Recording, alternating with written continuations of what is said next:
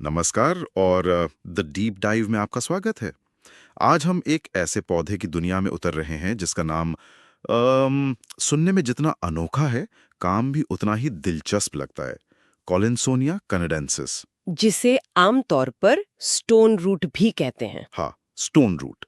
हमारे पास जो स्रोत है वो बहुत लंबा चौड़ा तो नहीं है, लेकिन इस पौधे के औषधीय उपयोगों के बारे में बहुत गहरी जानकारी देता है। तो आज का मिशन है इस जानकारी की परतें खोलना और ये समझना कि स्टोन रूट को किन किन स्वास्थ्य समस्याओं से जोड़ा गया है। और सच कहूं तो इसमें कुछ कनेक्शंस तो ऐसे हैं जो दिमाग घुमा देते हैं। बिल्कुल। मतलब सबसे आकर्षक बात तो ये है कि ये स्रोत बवासीर जैसी एक आम समस्या को सीधे दिल की बीमारियों से जोड़ता है। ये कैसे हो सकता है? चलिए इसी अनोखे रिश्ते की तह तक चलते हैं। बिल्कुल। और ये कनेक्शन समझने के लिए स्रोत हमें शुरुआत में ही एक तरह से एक चाबी दे देता है। वो कहता है कि यह पौधा लेबियाटे परिवार का है और इसका जो मुख्य असर है वो है पेल्विक और पोर्टल कंजेशन पर। अब ये जो कंजेशन शब्द है ना, मुझे लगता है हमारी पूरी बातचीत का केंद्र यही रहने वाला है। कंजेशन मतलब? जैसे ट्रैफिक जाम होता है, हाँ, किसी चीज का एक जगह पर फंस जाना या जमा हो जाना। एकदम सही एनालॉजी है। शरीर के अंदर ये खून या दूसरे तरल पदार्थों का ट्रैफिक जाम है, खास तौर पर पेट के निचले हिस्से यानी पेल्विक एरिया में, और हमारे पाचन तंत्र से जुड़े लिवर के ब्लड सर्कुलेशन, जिसे पोर्टल सिस्टम कहते हैं, उसमें। जब यहाँ खून का बहाव धीमा पड़ जाता है या कह सकते हैं रुकने लगता है, तो एक तरह का प्रेशर और ठहराव पैदा होता है। स्रोत के मुताबिक कॉलिन्सोनिया से जुड़ी हर समस्या की जड़ यही कंजेशन है। ठीक है, तो इस ट्रैफिक जाम की वजह से सबसे पहले कौन सी गाड़ियां रुकती हैं? स्रोत कहता है पेल्विक विसरा का कंजेशन, जिसके परिणाम स्वरूप कष्टार्तव और बवासीर होता है। पेल्विक विसरा, इससे मतलब पेट के निचले हिस्से के अंग, है ना? हाँ बिल्कुल। पेल्विक विसरा यानी हमारे पेल्विस में मौजूद अंग, जैसे महिलाओं में यूट्रस, ओवरीज, और पुरुषों महिलाओं दोनों में ब्लैडर और रेक्टम का निचला हिस्सा। जब इन अंगों में खून का बहाव सुस्त हो जाता है तो वहाँ एक तरह का दबाव, सूजन और भारीपन महसूस होने लगता है। और इसका एक सीधा नतीजा स्रोत बताता है कष्टार्तव, यानी पेनफुल पीरियड्स। हाँ, पेनफुल पीरियड्स। ये तो समझ आता है।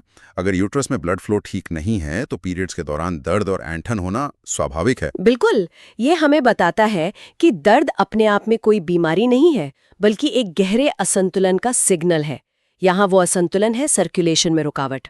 और फिर स्रोत दूसरी और शायद ज्यादा बड़ी समस्या पर आता है, जो है बवासीर यानी हेमोरॉइड्स। हाँ, बवासीर पर तो स्रोत ने काफी जोर दिया है। खास तौर पर गर्भावस्था के आखिरी महीनों में होने वाले बवासीर का जिक्र है। ये खास क्यों है? ये बहुत दिलचस्प है क्योंकि ये हमें समस्या की वजह की तरफ इशारा कर रहा है। प्रेगनेंसी के दौरान बढ़ता हुआ यूट्रस पेल्विक एरिया की नसों पर एक फिजिकल प्रेशर डालता है। अच्छा। ये एक तरह से पाइप को दबाने जैसा है। इससे खून का बहाव स्वाभाविक रूप से धीमा हो जाता है, जिससे कंजेशन की स्थिति और बिगड़ जाती है, और नतीजा बवासीर होने का खतरा बढ़ जाता है। तो कॉलिन्सोनिया को इस खास तरह के मतलब स्थितिजनित बवासीर से जोड़ा जा रहा है। जो एक मैकेनिकल प्रेशर की वजह से हो रहा है। एग्जैक्टली। और बवासीर के बारे में और भी लिखा है, जैसे पुराना, दर्दनाक, खून बहने वाला बवासीर। लेकिन जो बात मुझे सबसे ज्यादा चौंका रही है वो है इसका विवरण। मलाशय में ऐसा महसूस होना जैसे कि लाठी, रेत या बजरी फंस गई हो। वाह, ये तो बहुत ही असहज करने वाली तस्वीरें है ना? ये सिर्फ दर्द या दबाव कहने से कहीं ज्यादा बताता है। बिल्कुल, ये रोगी के असली अनुभव को पकड़ रहा है। पारंपरिक चिकित्सा में ये जो सब्जेक्टिव फीलिंग है, मतलब मरीज को कैसा महसूस हो रहा है, ये डायग्नोसिस का बहुत बड़ा हिस्सा होता है। लाठी या रेत वाली सनसनी कोई आम बात नहीं है। ये एक बहुत ही खास तरह की चुभन, जलन और दबाव की ओर इशारा करती है, जो शायद नसों में बहुत ज्यादा सूजन और खून के जमाव के कारण होती होगी। हाँ बिल्कुल। ये तो ऐसा है जैसे कोई डॉक्टर सिर्फ ये ना पूछे कि कहाँ दर्द है, बल्कि ये पूछे कि दर्द कैसा महसूस होता है, चुभने वाला, जलने वाला या कुचलने वाला। एग्जैक्टली। और स्रोत ये भी बताता है कि ये लक्षण एस्क्युलस नाम की एक और दवा में भी पाया जाता है। अब ये जानकारी एक डॉक्टर के लिए सोने जैसी है, क्योंकि उन्हें दो मिलती जुलती दवाओं में से मरीज के लिए सबसे सही दवा चुनने में मदद करती है। छोटी छोटी बातों का बड़ा फर्क। बिल्कुल। अच्छा, अब उस कनेक्शन पे आते हैं जिसने मेरा ध्यान सबसे ज्यादा खींचा। स्रोत बवासीर से सीधे दिल पर छलांग लगाता है। लिखा है हृदय रोग से ड्रॉपसी। ड्रॉपसी, ये तो काफी पुराना शब्द लगता है। आजकल हम इसे एडिमा कहते हैं ना? हाँ, एडिमा मतलब शरीर में पानी भरना या सूजन आना। वही। बिल्कुल सही। ड्रॉपसी एक पुराना टर्म है एडिमा के लिए, और यहाँ खास बात यह है कि स्रोत इसे सीधे हृदय रोग से जोड़ रहा है। जब दिल कमजोर होता है और शरीर में खून को ठीक से पंप नहीं कर पाता, तो नसों में, खासकर पैरों की नसों में प्रेशर बढ़ जाता है। इस बढ़े हुए प्रेशर की वजह से नसों से पानी जैसा तरल पदार्थ रिस कर आसपास के टिश्यूज में जमा होने लगता है। इसी को हम सूजन या एडिमा कहते हैं। तो स्रोत कह रहा है कि कॉलिन्सोनिया उस स्थिति में काम आ सकता है जहां दिल की कमजोरी की वजह से शरीर में, खासकर पैरों में सूजन आ रही हो। हाँ, और कहानी यहीं खत्म नहीं होती। स्रोत आगे जोड़ता है धड़कन उन रोगियों में जिन्हें बवासीर और अपच की समस्या हो। हृदय की गति लगातार तेज लेकिन कमजोर रहती है। अब देखिए, 3 चीजें एक साथ आ रही हैं। दिल की धड़कन बढ़ना, बवासीर और अपच। हाँ, तो क्या ये 3 अलग-अलग बीमारियां हैं या ये एक ही बड़ी पिक्चर के 3 अलग-अलग हिस्से हैं? स्रोत के हिसाब से ये सब जुड़े हुए हैं। याद है हमने शुरू में पोर्टल कंजेशन की बात की थी? हाँ, लिवर और पाचन तंत्र से जुड़ा हुआ। बिल्कुल, वो लिवर और पाचन तंत्र से जुड़ी नसों में खून के जमाव को कहते हैं। ये जमाव अपच भी पैदा कर सकता है और बवासीर भी। और जब पूरे शरीर के सर्कुलेशन सिस्टम पर इतना दबाव हो, तो दिल पर असर पड़ना तो लाजिमी है। सही बात है। वो इस रुकावट से लड़ने के लिए तेजी से धड़कता है, लेकिन क्योंकि सिस्टम में पहले से ही प्रेशर है, उसकी धड़कन कमजोर महसूस होती है। मतलब वो ओवरटाइम कर रहा है लेकिन नतीजा नहीं मिल रहा। बिल्कुल। ठीक है, ये कनेक्शन तो समझ में आ रहा है। लेकिन अब आता है सबसे हैरान करने वाला हिस्सा। स्रोत कहता है हृदय को आराम मिलने के बाद पुराने बवासीर फिर से प्रकट हो जाते हैं या दबा हुआ मासिक धर्म वापस आ जाता है। 1 मिनट, ये तो उल्टा लग रहा है। दिल ठीक हुआ और पुरानी समस्या वापस आ गई। इसका क्या मतलब हुआ? ये समझने के लिए हमें शरीर के काम करने के तरीके को एक अलग नजरिए से देखना होगा। ये लाइन इशारा कर रही है कि शरीर समस्याओं को प्राथमिकता देता है। प्राथमिकता देता है मतलब शरीर समस्याओं को एक वेटिंग लिस्ट में डाल देता है कि वो पहले सबसे बड़ी आग बुझाएगा, यानी दिल की समस्या, और जब उसे फुर्सत मिलेगी तब वो छोटी मोटी दबी हुई परेशानियों पर ध्यान देगा, जैसे बवासीर। आपने इसे बहुत अच्छे से समझाया। ये तो शरीर के काम करने का एक बिल्कुल अलग ही तरीका है। हाँ, ऐसा लगता है कि शरीर अपनी सारी ऊर्जा सबसे जानलेवा खतरे से निपटने में लगा देता है। इस प्रक्रिया में वो कम जरूरी समस्याओं को बैक बर्नर पर डाल देता है, उन्हें एक तरह से दबा देता है। अच्छा, जब दिल की हालत सुधरती है और शरीर का इमरजेंसी मोड बंद होता है, तब उसे मौका मिलता है कि वो उन पुरानी दबी हुई समस्याओं को वापस सतह पर लाए और उन्हें हमेशा के लिए ठीक करे। तो पुराने बवासीर का वापस आना असल में एक अच्छा संकेत हो सकता है। हाँ, बिल्कुल, ये इस बात का संकेत है कि शरीर अब पूरी तरह से ठीक होने की प्रक्रिया में है। ये तो कमाल की बात है। इसका मतलब किसी एक लक्षण का गायब हो जाना हमेशा पूरी तरह से ठीक होना नहीं होता। बिल्कुल। हो सकता है शरीर ने बस उसे किसी बड़ी समस्या के लिए साइड में रख दिया हो। अच्छा, ये कंजेशन वाली बात सिर्फ खून की नसों तक ही सीमित नहीं होगी, है ना? अगर पूरे सिस्टम में खून का बहाव धीमा है तो इसका असर पाचन पर भी तो पड़ना चाहिए। क्या स्रोत इस बारे में कुछ बताता है? बिल्कुल बताता है। स्रोत में कब्ज और दस्त का बारी बारी से होना और निचली आंत की कंजेस्टिव इनर्शिया का भी जिक्र है। कंजेस्टिव इनर्शिया, ये शब्द अपने आप में बहुत कुछ कहता है। कंजेस्टिव इनर्शिया, हाँ, ये एक पावरफुल फ्रेज है। इसका मतलब सिर्फ ये नहीं है कि आंतें सुस्त हैं। इसका मतलब है कि वो कंजेशन यानी उस ट्रैफिक जाम की वजह से सुस्त हैं। हाँ, जैसे जाम में फंसी गाड़ी हिल नहीं पाती। एकदम सही। जब आंतों तक खून का दौरा ठीक से नहीं पहुंचता, तो उनकी मांसपेशियों को काम करने के लिए जरूरी ऑक्सीजन और पोषण नहीं मिलता।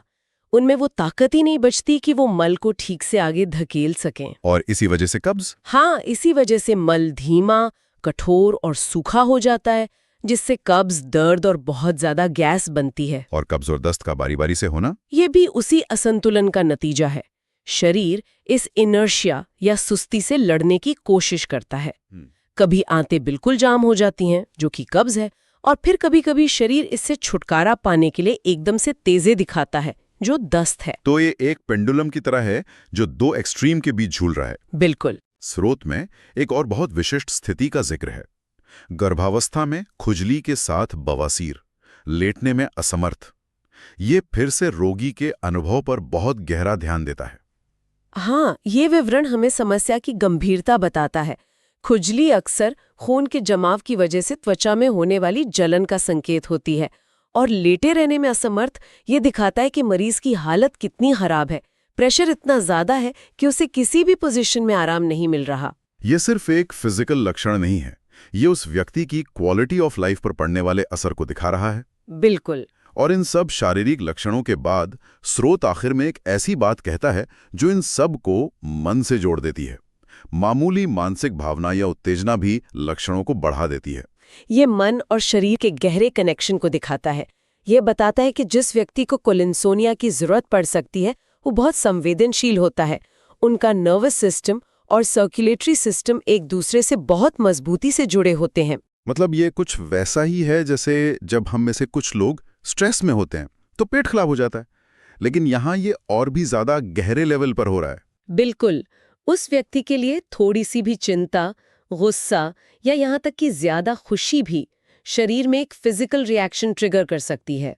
ये मानसिक उत्तेजना उनके सर्कुलेटरी सिस्टम में मौजूद कंजेशन को और बिगाड़ देती है, जिससे बवासीर का दर्द या पेट की गड़बड़ या दिल की धड़कन तुरंत बढ़ जाती है। ये हमें याद दिलाता है कि इंसान सिर्फ अंगों का जोड़ नहीं है। मन, भावनाएं और शरीर सब एक साथ काम करते हैं। तो अगर हम आज की इस पूरी बातचीत को समेटें तो एक छोटे से स्रोत से कोलिनसोनिया कैनेडेंसिस या स्टोन रूट के बारे में कितनी गहरी और जुड़ी हुई तस्वीर सामने आई है। ये सिर्फ एक पौधे और उसके फायदों की लिस्ट नहीं है, ये शरीर के काम करने के तरीके को समझने का एक नजरिया है। बिल्कुल। हमने देखा कि कैसे कंजेशन या जमाव ही वो धागा है जो सबको जोड़ता है, चाहे वो पेल्विक एरिया में हो जिससे पेनफुल पीरियड्स और खास तौर पर बवासीर होता है। हमने बवासीर के अलग अलग रूपों को समझा, प्रेगनेंसी वाला, पुराना, दर्दनाक और वो अजीब सी रेत या बजरी वाली चुभन। फिर हमने इसका दिल से वो हैरान करने वाला कनेक्शन देखा जहां दिल की कमजोरी, सूजन, बवासीर और अपच सब एक साथ दिखते हैं। सही। और वो कमाल का आइडिया कि शरीर कैसे बड़ी समस्या को ठीक करने के लिए छोटी समस्या को कुछ देर के लिए दबा देता है। हमने पाचन तंत्र पर इसके असर को भी समझा, उस कंजेस्टिव इनर्शिया के जरिए। बिल्कुल। और आखिर में ये सब कैसे हमारे मन और भावनाओं से जुड़ा है। बिल्कुल। ये विश्लेषण हमें दिखाता है कि शरीर को टुकड़ों में नहीं देखा जा सकता। पेल्विक एरिया की समस्या दिल को प्रभावित कर सकती है और पाचन की समस्या पूरे सिस्टम को। सब कुछ एक दूसरे से जुड़ा है। एक जगह की रुकावट पूरे ट्रैफिक सिस्टम को ठप कर सकती है। सही बात है। और एक बात और, स्रोत में जो दूसरी दवाओं से तुलना की गई है, जैसे एस्क्यूल, एलो, नक्स, सल्फ, वो भी बहुत जरूरी है। ये दिखाता है कि चिकित्सा कोई एक साइज सब पर फिट वाली चीज नहीं है। ये एक बहुत बारीक विज्ञान है जहां एक जैसे दिखने वाले लक्षणों के पीछे अलग अलग कारण हो सकते हैं, और सही दवा चुनने के लिए इन छोटे छोटे अंतरों को समझना बहुत जरूरी होता है। तो जाते जाते श्रोताओं के लिए एक विचार छोड़ जाते हैं। स्रोत की वो बात कि दिल को आराम मिलने पर पुराने बवासीर का वापस आना, ये हमें एक बहुत गहरे सवाल पर सोचने के लिए मजबूर करती है। क्या हमारा शरीर वाकई लक्षणों को प्राथमिकता के क्रम में रखता है? क्या एक समस्या का दबना किसी दूसरी, शायद ज्यादा गंभीर समस्या को संभालने के लिए शरीर का एक सोचा समझा कदम है? और अगर ऐसा है तो स्वास्थ्य का असली मतलब क्या है? क्या ये सिर्फ एक लक्षण का गायब हो जाना है या फिर ये पूरे सिस्टम का संतुलन में वापस आना है, भले ही इस प्रक्रिया में कुछ पुरानी दबी हुई चीजें कुछ देर के लिए वापस सतह पर क्यों ना आ जाए?